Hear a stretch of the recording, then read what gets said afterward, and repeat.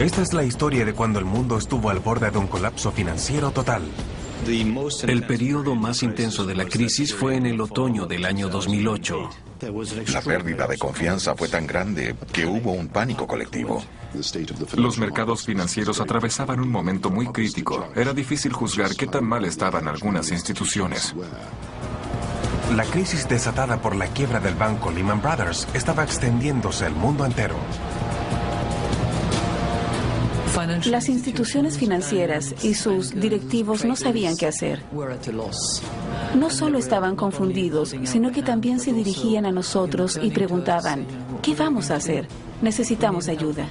Ningún gobierno estaba preparado para las consecuencias. Estos son los testimonios, discusiones, errores y vacilaciones que hicieron que la crisis se agudizara. No creía que fuéramos tan incompetentes como para dejar que un error en el motor financiero acabara con el país, pero en algún momento llegamos a considerarlo posible. Ahora, quienes toman las decisiones en el mundo nos dirán qué tan cerca estuvimos de un colapso financiero absoluto. Literalmente creímos estar al borde de otra gran depresión, y ahora que lo pienso, probablemente era así. Puede ser la peor situación que hayamos enfrentado en tiempos de paz. Por amor al dinero.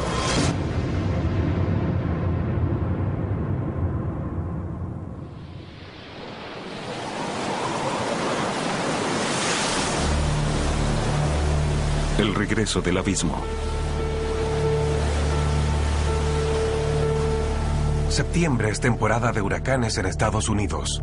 El lunes 15 de mayo, Texas evaluó los daños causados por el reciente huracán Ike.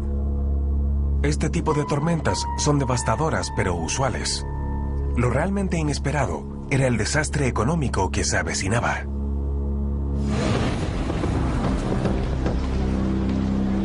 Ese mismo día, el banco Lehman Brothers colapsó por completo. Fue el comienzo del mes en que el mundo estuvo más cerca que nunca de una catástrofe. Eso fue como un huracán, algo inesperado, y creo que ninguno de nosotros fue lo suficientemente listo para verlo venir. Eso fue algo malo. Fue la mayor bancarrota de la historia. Las bolsas de valores cayeron en forma terrible y los medios enloquecieron. Los dos mayores índices financieros fueron también los más afectados. En Nueva York, el Dow Jones bajó 504 puntos y el FTSE tuvo pérdidas por más de 50.000 millones de libras esterlinas. Solo había que ver las cifras y los rostros tanto en Wall Street como en el centro financiero de Londres para darse cuenta del impacto. Pero lo que ocurrió ese día tendría un impacto aún mucho mayor. El valor de los préstamos a corto plazo que los bancos se otorgaban entre sí se doblaba de la noche a la mañana.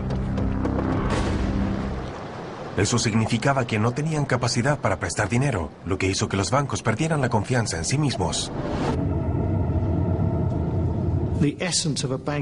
El banco depende de la confianza, y si la gente no tiene esa confianza, el banco será incapaz de conseguir el dinero que necesita para otorgar préstamos.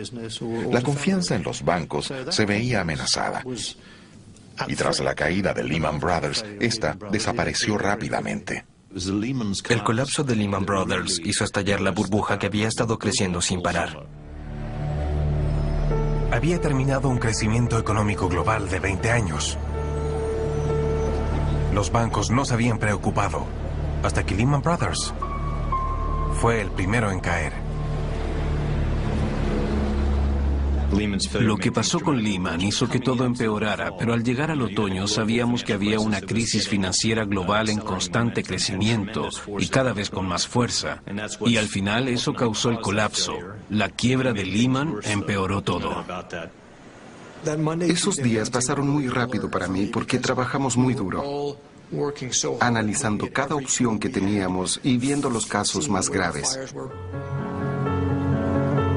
Muchas instituciones estaban en problemas, y el hombre que manejaba la política económica de Estados Unidos en ese momento era el secretario del Tesoro, Hank Paulson, que parecía cambiar dichas políticas casi a diario. Se negó a rescatar a Lehman Brothers, pero hace una semana había gastado $200.000 millones en estatizar las mayores compañías hipotecarias del país. En marzo, utilizó 30.000 millones para rescatar a un banco llamado Bear Stearns.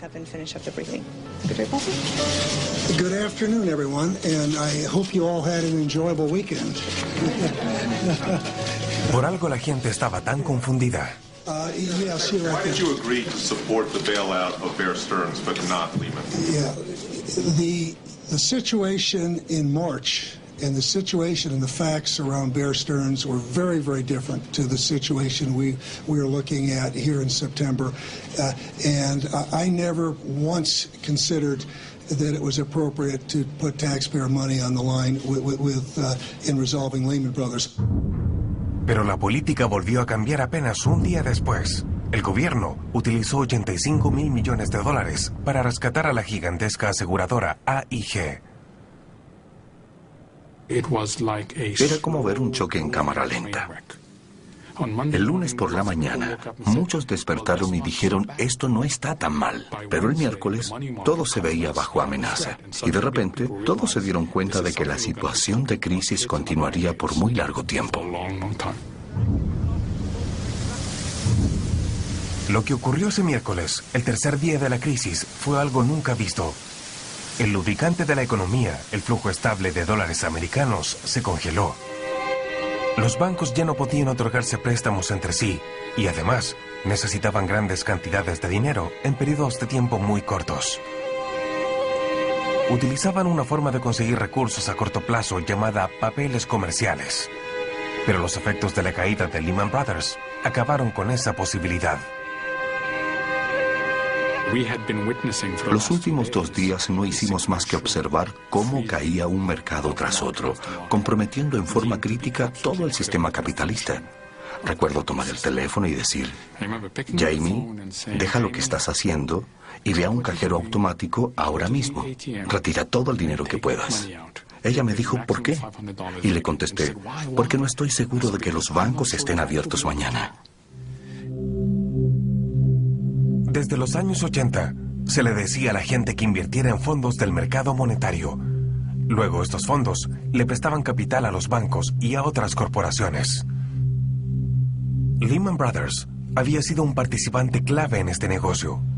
Cuando colapsó, le debía casi 800 millones a un fondo mutuo conocido como Reserve Primary. Como resultado, este fondo no tenía capital y debió decirle a sus afiliados que iban a perder su dinero. Es algo que no se aprende en los libros. La posibilidad que los participantes del mercado vieran los activos más seguros y estables y dijeran, no, esto no es seguro ni estable y no lo quiero. La gente retiró 300.000 millones de los fondos del mercado monetario, amenazando a las grandes compañías que dependían de los préstamos a corto plazo para mantener un flujo estable de capital.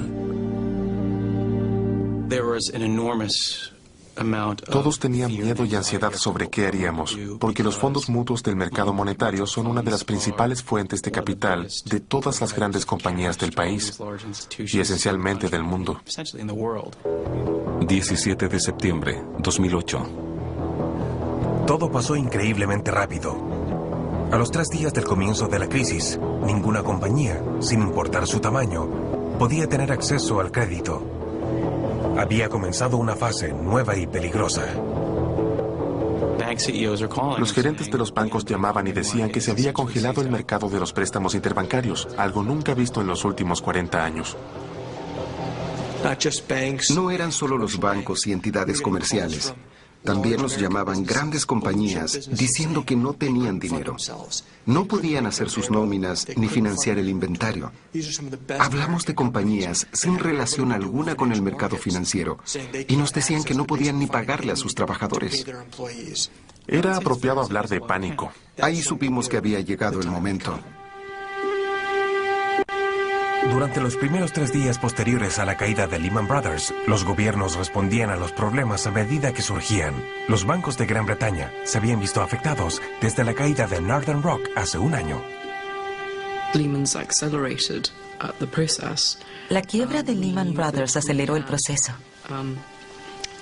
Sabíamos que los bancos colapsaban en todo el mundo y que cada vez teníamos menos tiempo. El siguiente banco en caer fue H-Boss y el miércoles el gobierno intervino para hacer de intermediario en la venta de Lloyds TSB por 12.000 millones de libras. Ahora que la gente sabía qué andaba mal en cada banco, ya no había confianza en el sistema. ¿Acaso quedaba alguna duda? Gordon Brown y la asesora del centro financiero, Shriti Vadera, vieron que quizás Gran Bretaña debería encargarse de rescatar al sistema financiero.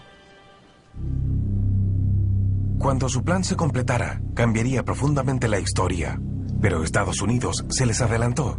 El problema que enfrentaban los bancos eran enormes paquetes de hipotecas que habían comprado y cambiado durante el crecimiento económico, los llamados activos tóxicos. Los bancos pedían dinero prestado para comprarlos.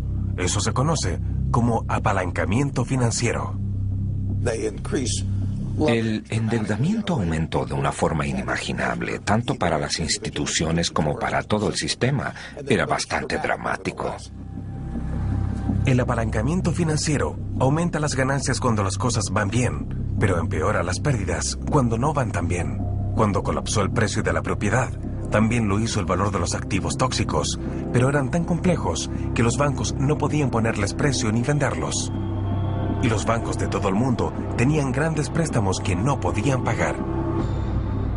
Los bancos no podían reunir suficiente dinero porque para eso debían vender activos. Al hacerlo, bajaban los precios y tenían que vender nuevamente porque habían perdido capital. Era un círculo vicioso.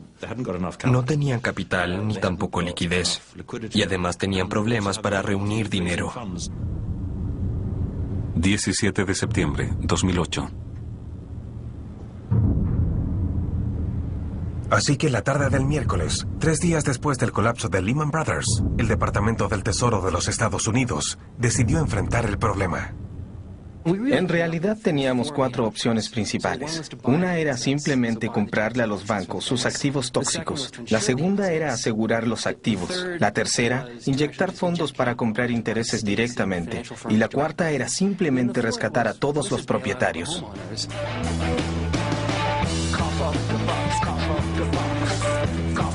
El mayor problema de todas las opciones era el costo. Cada una costaría más de 500.000 millones de dólares y necesitaba el apoyo del presidente, además de la aprobación del Congreso americano. Se llamó a una conferencia para discutir todas las opciones durante la madrugada, mientras la noche del miércoles pasaba a ser la mañana del jueves. En la mañana del jueves del 18 de septiembre, Paulson y su equipo decidieron pedirle al presidente que apoyara el plan de comprarle los activos tóxicos a los bancos. En la tarde del mismo día, se dirigieron a la Casa Blanca. El presidente no estaba muy interesado en cómo se veía exactamente el plan. Estaba más interesado en saber por qué necesitábamos ese nivel de autoridad. Estábamos en una situación difícil y la pregunta era si debíamos actuar, lo que podría ser innecesario y crear problemas más adelante o no hacer nada. Esperar que todo se arreglara, pero si no lo hacía y teníamos otra gran depresión, los costos de haber tomado ese camino habrían sido muy altos. El presidente aceptó el plan para solicitar al Congreso que aprobara un proyecto de emergencia, donde se le daba al Tesoro la autoridad para comprar los activos tóxicos. La noticia se filtró casi al instante. And I've just got a wire here that says that Hank Paulson and Ben Bernanke are about to meet people on Capitol Hill, the lawmakers here, to talk about that. We don't know for definite, it's sure. Era seguro. Una hora más tarde, Ben Bernanke y Hank Paulson habían reunido a los políticos más poderosos en Washington.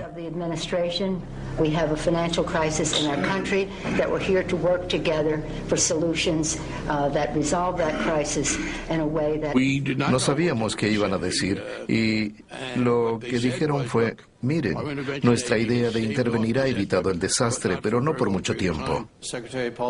Hans Paulson dijo que si no se le otorgaba la suficiente autoridad en 48 horas, el sistema bancario colapsaría por completo.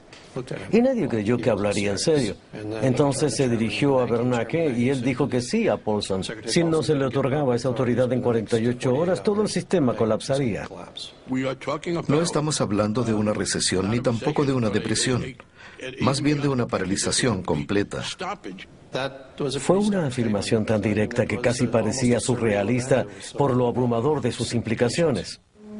Paulson solicitó la autorización para comprarle a los bancos cientos de miles de millones de dólares en activos tóxicos. Esto les permitiría reunir su propio capital y comenzar a otorgar préstamos nuevamente. Y entonces, alguien hizo una pregunta incómoda. Según Paulson, la idea era comprar los activos a expensas de los contribuyentes. Y yo dije que eso no nos beneficiaría en nada, que debíamos encontrar una alternativa. Y si él dijo que los bancos necesitaban fondos, ¿por qué no inyectar esos fondos directamente? El congresista sugirió que el gobierno comprara acciones de los bancos estatizándolos en forma parcial. Era un plan más simple, pero inconcebible en el Partido Republicano. Yo creo que el problema es caer en el socialismo, que el gobierno se involucre al poseer acciones de compañías privadas. Creo que es un camino al desastre. Lo hemos intentado en Europa y nunca funciona. Siempre ocurre que vuelves y quieren más dinero de los contribuyentes. Paulson abandonó la reunión y anunció que Estados Unidos se encontraba unido y listo para llevar a cabo el plan de comprar los activos tóxicos. Secretary of the Treasury, Mr. Paulson. Thank you very much, Madam Speaker. I think we saw the best of the United States of America in the Speaker's office tonight. This country is able to come together and do things quickly when it needs to be done for the good of the American people.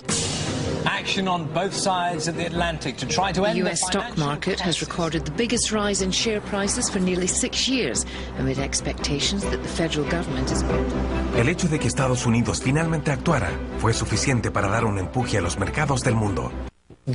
Durante mis 15 años en el Fondo Monetario Internacional, aprendí que uno de los mayores desafíos en una crisis es que no hay una solución correcta, una opción única. Cuando llega una crisis, nadie está preparado y todos deben reaccionar.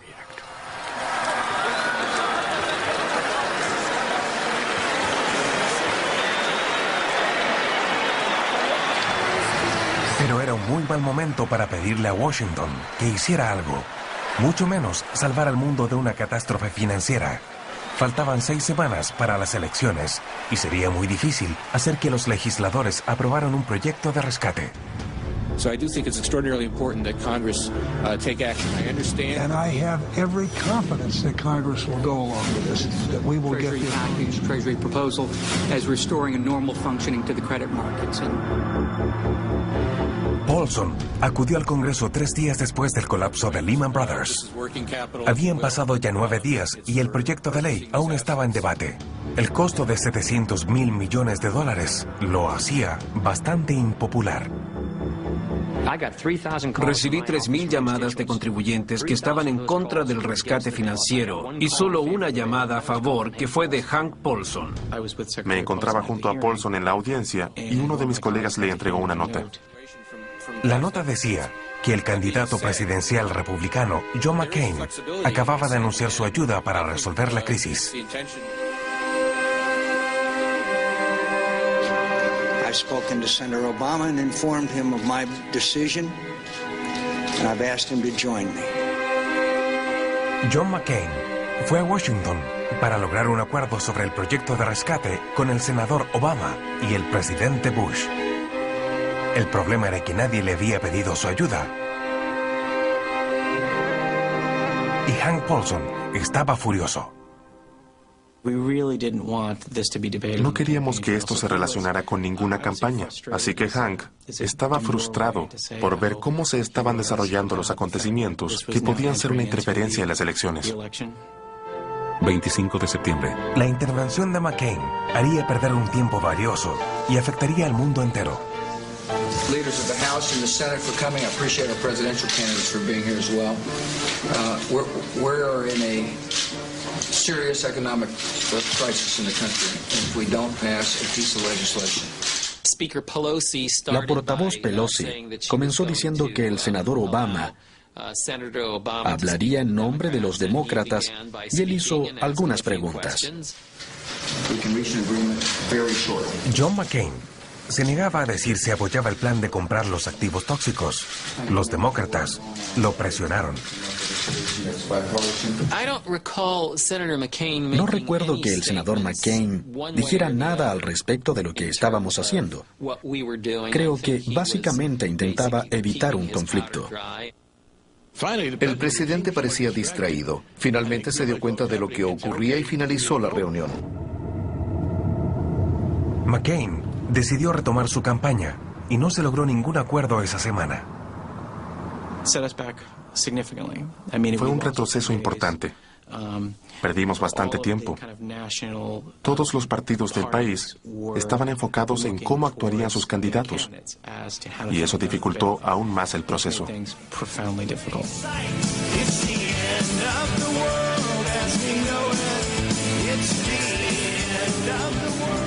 Gran Bretaña necesitaba más que cualquier otro país una solución para la crisis.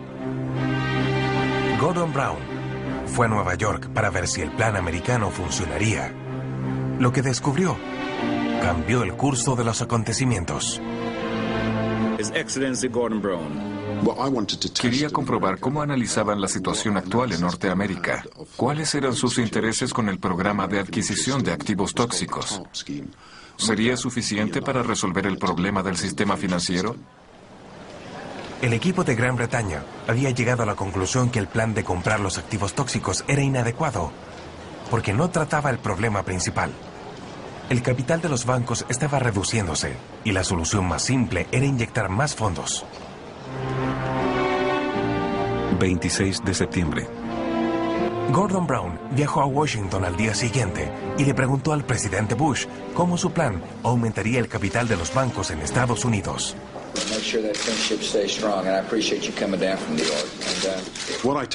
Obviamente le hablé del plan de rescate y cuán importante era, pero no sabía si era suficiente para de verdad resolver el problema. Claramente necesitábamos entender si planeaban hacer algo respecto al capital y queríamos hablar directamente con George Bush, pero tampoco sabíamos cuál iba a ser su respuesta. En ese momento, el gobierno era la única fuente de capital. Brown le preguntó al presidente si estaba preparado para estatizar los bancos, al menos en forma parcial.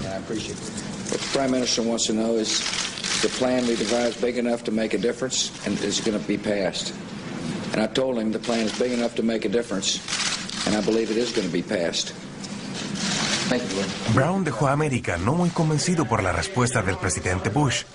Durante el vuelo de regreso, recibió algo muy importante: documentos confidenciales para enfrentar la crisis bajo el liderazgo de Gran Bretaña en vez de Estados Unidos. Gordon había solicitado previamente al número 10 de Downing Street, al Tesoro y al Banco de Inglaterra, además de la FSA, sus puntos de vista sobre la capitalización. Y lo recibió en un fax que nos entregaron al abordar el avión. Si continuáramos con el plan de recapitalizar los bancos, tendríamos la confianza de poder manejar los activos tóxicos y luego tener un plan de financiamiento, pero no sabíamos cómo sería ni qué tendríamos que hacer. No sabíamos si los demás países apoyarían la idea. No sabíamos cómo iban a reaccionar los mercados ni cómo iba a reaccionar la gente.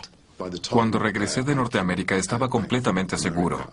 Había estado conversando todo el tiempo con Alistair Darling y sabía que necesitábamos acciones extremas. El primer ministro tomó una decisión sin precedentes. Decidió que Gran Bretaña iba a recapitalizar directamente a los bancos y separarse de los Estados Unidos.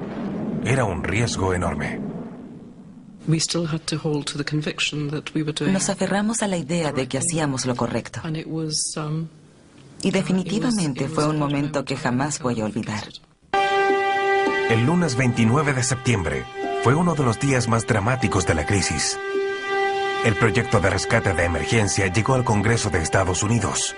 Votar era inevitable y todo el mundo enfrentaba un riesgo enorme. Madam Speaker, this bill offends my principles. But I'm going to vote for this bill in order to preserve my principles, in order to preserve this free enterprise system. Póngase en el lugar de un congresista en ese momento. Falta un mes para las elecciones Y todos los contribuyentes odian este proyecto. Lo consideran un rescate increíblemente costoso a los codiciosos banqueros de Wall Street. ¿Y quieren que se vote por eso? Gentleman's time has expired. The gentleman from Massachusetts. Nunca pensé que no obtendríamos la autorización. Now is the time to act on the free market principles we profess to believe in. Let's vote down this bill. Please, please don't betray this nation's great history. On this vote, the yeas are 205, the nays are 228. The motion is not adopted. Without objection, a motion to Un fracaso, 11 días perdidos y ningún rescate. Hank Paulson dijo que era el peor día de su vida. Nadie piensa en el sistema bancario hasta que hay dificultades. Si lo hubiéramos explicado mejor y dicho que no era solo un problema de Wall Street, sino uno de crédito, y todos necesitan créditos, desde los estudiantes y trabajadores hasta las pequeñas empresas, probablemente habríamos tenido mejor suerte. 4 días después, el proyecto fue aprobado. Pero para entonces, el daño ya estaba hecho. No se aprobó el proyecto y en minutos el mercado de valores tuvo una caída de 777 puntos. En Londres, las acciones del Banco Real perdieron el 20% de su valor. El interés de los préstamos interbancarios se disparó. Nos decepcionó ver que el Congreso no percibía la gravedad de la situación o no creía que la catástrofe de Lehman Brothers fuera suficiente. ¿Qué más necesitaban? Miércoles 1 de octubre. Necesitábamos todos los detalles y para eso debíamos analizar cada banco para ver qué hacía falta. Por supuesto, estábamos en contacto con el Tesoro. Era un trabajo en conjunto y necesitábamos un nuevo plan. Definitivamente el primer ministro me estaba presionando para tener el plan a tiempo. Al día siguiente, Shriti Vadera reunió en secreto a un grupo de banqueros para revisar los detalles del plan británico. El teléfono de su oficina sonó la mañana del jueves. Ciertamente esperábamos una llamada cuyo resultado ignorábamos, pero nos dimos cuenta que los próximos días serían fundamentales.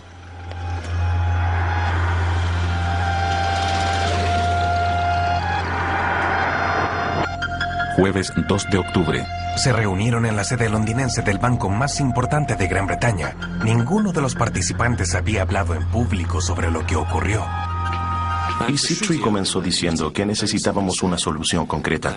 La confianza estaba desapareciendo y claramente no teníamos mucho tiempo. Necesitábamos descubrir cómo íbamos a proporcionar una garantía de financiamiento y bajo qué condiciones. Lo que se tenía que hacer, cómo iba a reaccionar el mercado y qué tan aplicable sería el plan. A las 3 de la madrugada, ellos crearon una propuesta de inyectar fondos y capital al sector bancario de Gran Bretaña. Se presentó el plan a los 3 jefes de la economía británica. Sostuvimos reuniones con el gobernador del Banco de Inglaterra, Mervyn King, y el canciller Alistair Darling para analizar el tema, y estuvimos de acuerdo. Nosotros contribuimos con ideas de cómo debería llevarse a cabo el plan. El Tesoro tenía que ser responsable de diseñar el plan porque a fin de cuentas nosotros estaríamos tras él. Y por supuesto la decisión final tendría que ser tanto mía como de los primeros ministros. El plan fue aprobado en forma unánime el fin de semana. Downing Street, lunes 6 de octubre.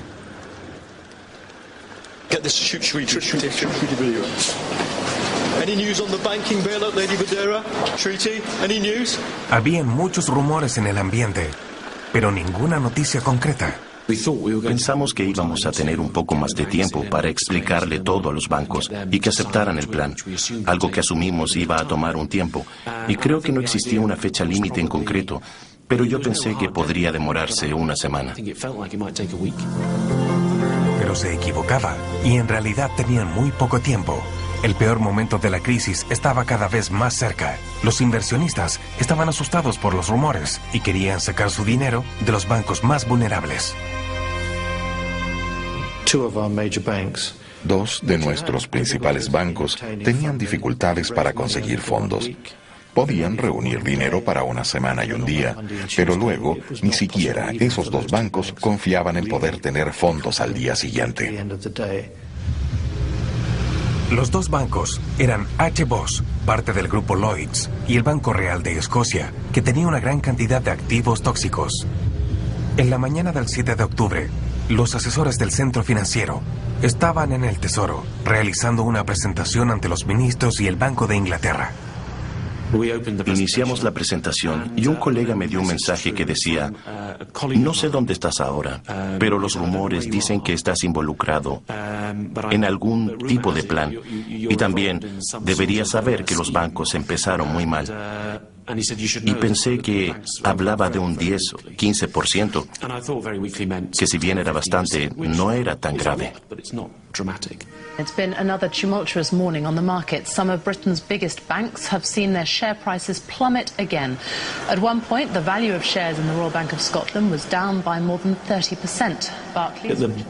A las 10 de la mañana, la caída era de 40% y tuve que dejar lo que estaba haciendo para decir que debíamos saber que el precio de las acciones del Banco Real de Escocia estaban en caída libre, estaban desplomándose. En ese momento, el vicegobernador del Banco de Inglaterra, que también se encontraba en el Departamento del Tesoro, recibió una llamada. Preguntaron si podía regresar con el director ejecutivo Andrew Bailey al banco para solucionar las cosas de algún modo. En ese momento, la gente que oía nuestra presentación se levantó y se fue. Lo normal era que los medios prestaran atención a los rápidos cambios en el precio de las acciones. Los medios desconocían la verdadera preocupación, que los mayores depositantes de RBS retiraran su dinero y el banco quedara insolvente. En una situación así, lo más importante era si RBS podía permanecer solvente, y solo podíamos mantener la calma. En la mañana hablé con el presidente del RBS y le dije: es importante que se sostengan al menos un día más. RBS, uno de los 10 bancos más grandes del mundo, se estaba quedando sin dólares americanos. Todo habría terminado si quedaba en bancarrota antes del día siguiente. Sabíamos que el Banco Real de Escocia estaba al borde del colapso, al igual que muchos bancos en otros países. La gente no habría podido sacar su dinero del banco. Los depósitos estarían congelados. Las cuentas corrientes no estarían disponibles. Así que muchas personas no habrían recibido su salario. A su vez, no se hubiera podido pagar las facturas. Y las empresas se habrían visto sin un flujo de pagos estable. Tenía muy claro cuál era la carga sobre nuestros hombros y la gravedad de la peor situación que hayamos enfrentado en tiempos de paz. No era necesario que el gobierno pensara en lo que podía ocurrir. Solo tenía que mirar hacia el Atlántico Norte. Ese día Islandia descendió definitivamente a la ruina. El gobierno declaró emergencia nacional y se aprobaron nuevas leyes para proteger tanto a las personas como a los bancos. Las tiendas permanecieron abiertas, pero el país estaba arruinado. El colapso de Lehman Brothers inició una cadena de eventos que acabaron con todo un país de rodillas.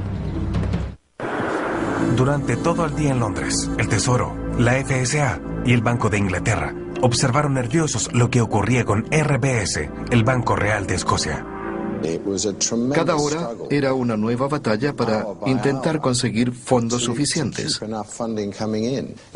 Fue a las 7 de la noche cuando empezamos a estar más seguros que seríamos capaces de sostenernos otro día.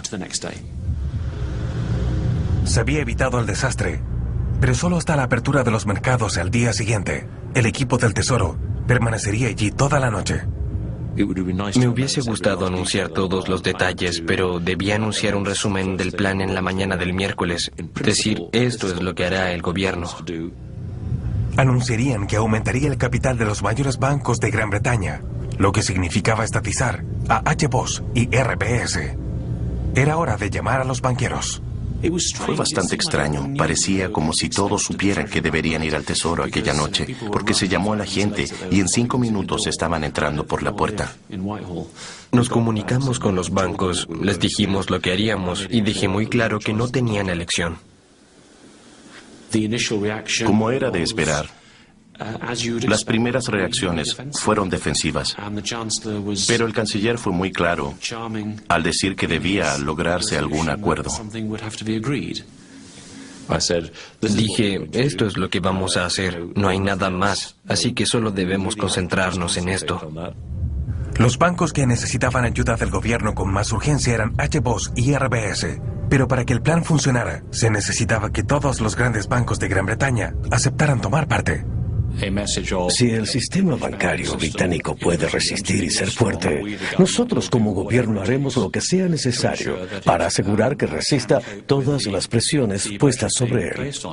El RBS dijo no tener problemas de capital, pero la realidad demostró que sí los tenía, y es por eso que ahora el 70% le pertenece al gobierno. Y creo que una de las lecciones que necesitamos sacar de todo esto es que la primera línea de defensa consiste en que los miembros del directorio entiendan lo que ocurre en su propio negocio. Is this a new dawn for our troubled banks? A dramatic morning. The final chapter of the Chancellor Alistair Darling is due to give details in an hour's time. Todo el mundo sabía que este era un momento crucial para todo el país. Y quizás también para el mundo. El Banco de Inglaterra se preparó para prestarle a HBOS y RBS suficiente dinero para que llegaran al final de la semana. Tuve mucho temor cuando Gordon y Alistair hicieron aquel anuncio, porque en ese momento no teníamos idea de quién iba a seguirnos. No sabíamos qué pensarían los mercados, ni cómo reaccionaría la gente. No sabíamos si aumentaría la confianza.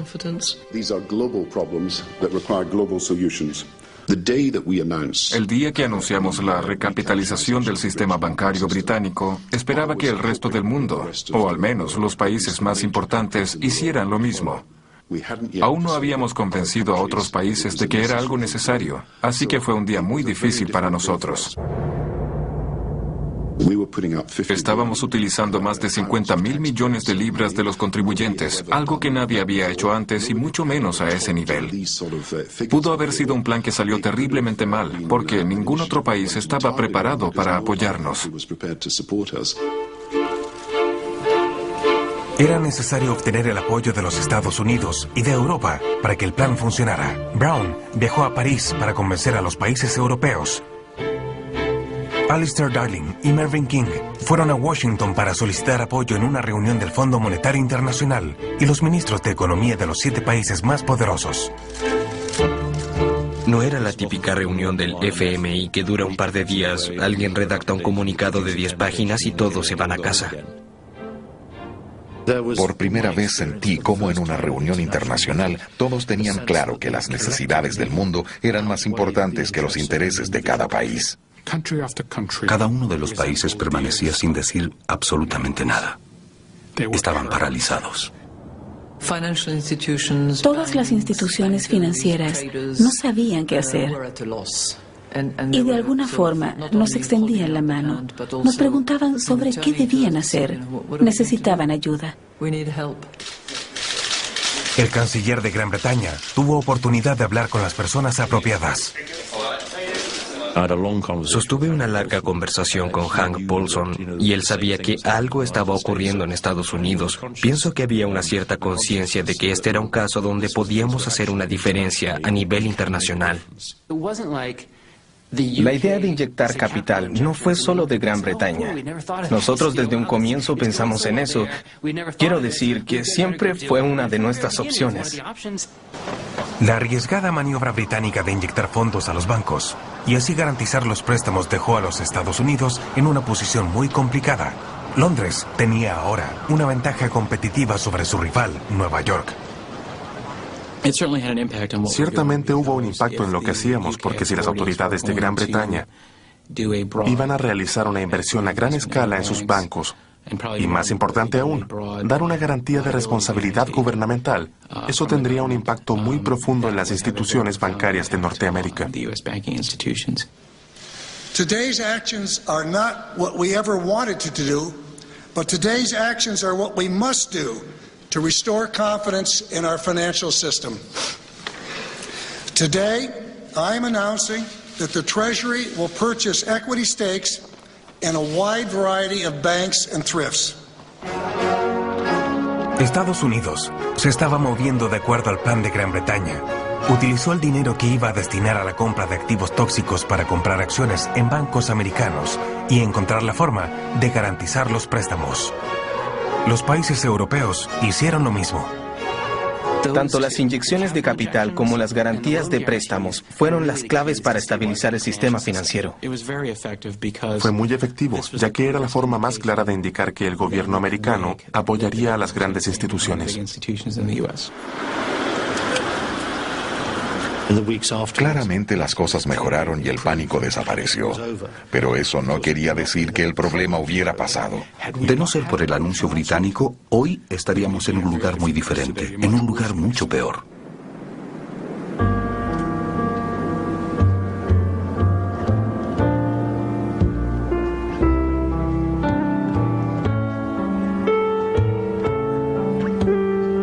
Para fin de año, había seguridad que el dinero seguiría circulando.